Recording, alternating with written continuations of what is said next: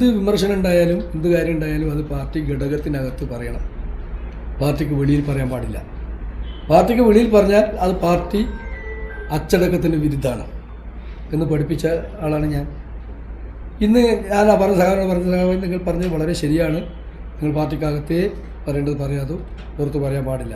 പക്ഷെ ഞാൻ കുറേ കാര്യങ്ങൾ ഈ പാർട്ടിയുടെ ഒരു തരത്തിലുള്ള നയത്തിനും സംഘടനാ രീതിക്കും അതുപോലെ തന്നെ എൻ്റെ ധാർമ്മികതക്കും ചേരാത്ത സംഭവം ഉണ്ടാകും പാർട്ടിക്കകത്ത് ഞാൻ നിരന്തരമായി പറഞ്ഞു. ഒരു ഫലവുമില്ല. അവസാനത്തെ ഉദാഹരണമായിരുന്നു പറഞ്ഞു. സെക്രട്ടേറിയറ്റും DC-യും മണ്ഡലം കമ്മിറ്റിയും ലോക്കൽ കമ്മിറ്റികളും ആകെയും പറഞ്ഞിട്ടും ഒരു ഫലവുമില്ല. പിന്നെ എന്ത് പാർട്ടിക്ക് പുറത്തകത്ത് പറഞ്ഞിട്ട് കാര്യം? അവിടെ ഞാൻ ഇനി ഒരു കാര്യം ചെയ്യാണ്.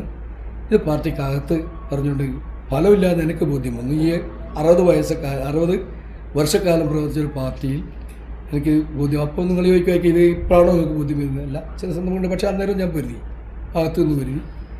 ഇപ്പോൾ തീർച്ചയായിട്ടും അകത്ത് നിന്നിട്ട് ഒരു കാര്യമില്ല എന്നാണ് ഇത് തെളിയിക്കപ്പെട്ടുള്ളത്. അപ്പോൾ അങ്ങനെ വന്നപ്പോൾ തീർച്ചയായിട്ടും ഞാൻ ഉദ്ദേശിച്ചു ഇനി ഈ അവസാന കാലത്ത് ഇത്തരത്തിലുള്ള നീതികേടിന് കൂട്ടു നിന്നിട്ട് നിങ്ങൾ വലിയ നേതാവായി നടക്കുന്നല്ലോ എന്ന് എന്നോട് നമ്മുടെ സഹാക്കൾ ചോദിക്കാതിരിക്കാനെങ്കിലും ഈ അനീതിയെ ചോദ്യം ചെയ്ത് പാർട്ടിയിൽ നിന്ന് പുറത്തു പോയാൽ ആ പുറത്തു പോയിക്കോട്ടെ എന്ന നില വെച്ചുകൊണ്ട് തന്നെയാണ് ഇതിനെ പരസ്യമായി ചോദ്യം ചെയ്യാൻ ജനങ്ങളുടെ മുമ്പിൽ ഈ വിഷയം അവതരിപ്പിക്കാനും ജനങ്ങൾ പാർട്ടിയെ തിരുത്തിക്കട്ടെ. ഈ പാർട്ടി ഉണ്ടാകണം കേരളത്തിൽ. ഈ പാർട്ടി കമ്മ്യൂണിസ്റ്റ് പാർട്ടി മാർക്സിസ്റ്റ് ഒരു കാരണവശാലും ദുർബലപ്പെട്ടു പോകരുത് എന്ന് കരുതുന്നവരാണ് ഞാൻ.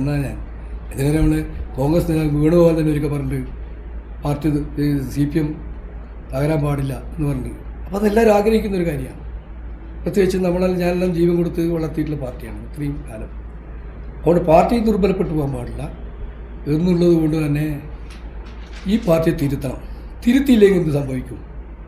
ഈ അനീതി അംഗീകരിക്കപ്പെട്ടു കഴിഞ്ഞാൽ കേരളത്തിലെ പാർട്ടി ദുർബലപ്പെടും, തകരും. നിങ്ങൾ നോക്കണം, ഈ പറയുന്ന തളിപ്പം ഇപ്പം നടന്നു എന്ന് പറയുന്ന ഈ അനീതി ചെറിയ കാര്യമല്ല. ഇത് ഒരു തളിപ്പം മാത്രമല്ല, എല്ലാ കാര്യം ഞാനോട് പറയുന്നില്ല. സംസ്ഥാനത്തെ വിവിധ സ്ഥാനാർത്ഥികളെ എടുത്ത് പരിശോധിച്ച് നോക്കിയാൽ നമുക്ക് കാണാൻ കഴിയും ഈ പ്രവണത ഇല്ലെന്നുള്ളത് കാണാൻ കഴിയും. അതൊന്നും ഞാൻ പറയുന്നില്ല. കാരണം ഞാൻ പറഞ്ഞിട്ട് പാർട്ടി ആകെ അങ്ങനെയാണെന്ന് വരുത്താൻ ഞാൻ ശ്രമിക്കുന്നില്ല. പക്ഷേ തളിപ്പറമ്പിൽ നടന്നത് നീതികേടാണ്, പാർട്ടിയുടെ ധാർമ്മികതയ്ക്ക് ചേരാത്തതാണ്, പാർട്ടിയുടെ സംഘടനാ രീതിക്ക് ചേരാത്തതാണ്. അതുപോലെ തന്നെ ഇത്തരം കാര്യങ്ങളെ എതിർക്കാതിരിക്കുക എന്ന് പറയുന്നത് എന്നെ സംബന്ധിച്ചിടത്തോളം സാധിക്കില്ല.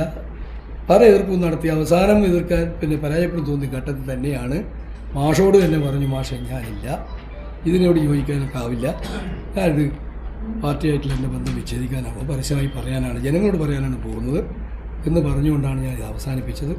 അതുകൊണ്ട് അത് പറയാൻ തന്നെയാണ് ഉദ്ദേശിച്ചിട്ടുള്ളത്. ഈ തീരുമാനത്തിൽ പ്രതിഷേധിക്കാൻ ഞാൻ വേണ്ടി വന്നാൽ തളിപ്പറമ്പ് മണ്ഡലത്തിൽ സ്വതന്ത്രനായി മത്സരിച്ചുകൊണ്ട് ഇതിനെ ഞാൻ പ്രതിഷേധിക്കും. ഇത് പറയുമ്പോൾ ഒരു കാര്യമുണ്ട്. സ്വാഭാവികമായിട്ടും നമ്മുടെ സഹകരണ വിഭാഗത്തിൽ നിന്ന് വരാൻ വേണ്ടി പോകുന്ന കാര്യമുണ്ട്. അങ്ങനെയാണ് പഠിപ്പിക്കുന്നത്. പാർലമെൻ്ററി വ്യാമോഹി അതാണല്ലോ ഇനി പറയാം.